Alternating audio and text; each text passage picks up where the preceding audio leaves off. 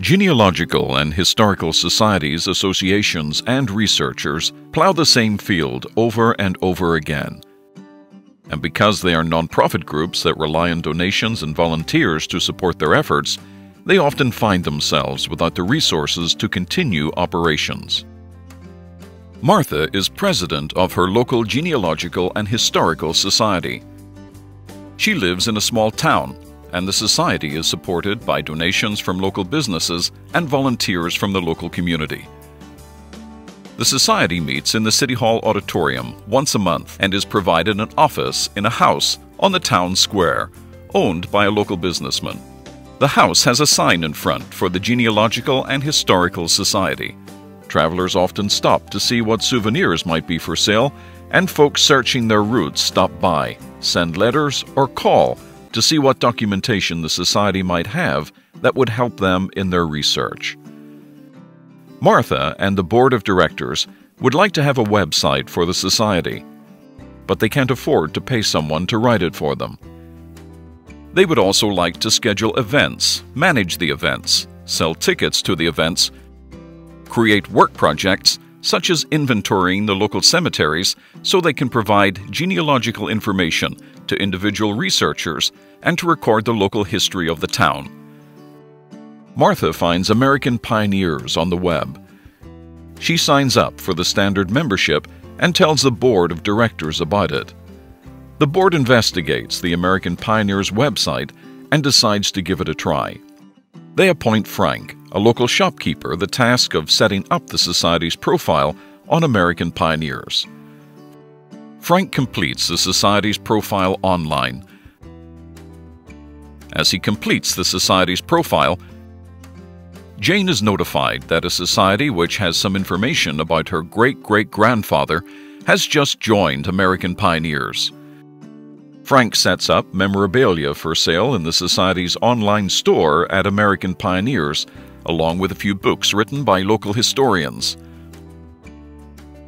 One of the books has a record of the marking of a grave of a Revolutionary War soldier that turns out to be Jane's great-great-grandfather. John and Don find out about this when Jane posts this information on her blog.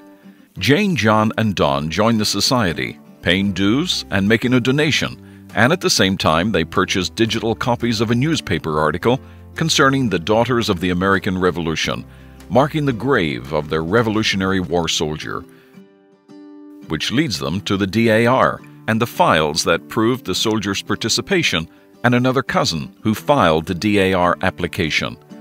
They tell their cousins about this, and many of them join the society and American Pioneers, which earns direct donations and referral fees.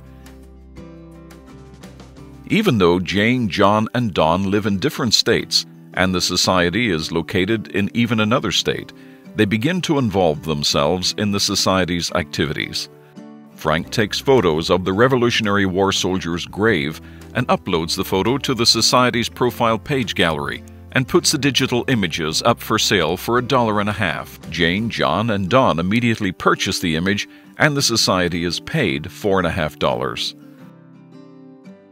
Frank then collects email addresses from local businessmen, individual researchers in the community, local churches, and others.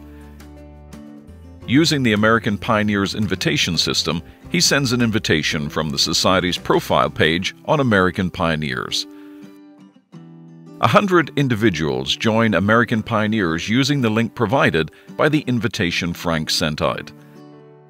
As a result of the individuals joining American Pioneers, the society earns $1,000 for the join, and later, when the members renew their membership, year after year, the society continues to earn money, growing the membership year after year.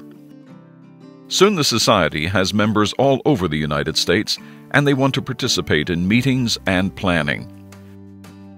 Frank sets up work groups and video conferencing on American Pioneers, which is free to members, so that those unable to attend the meetings can see and hear the meetings and even vote on plans and minutes of the meetings using American Pioneers' video conferencing feature.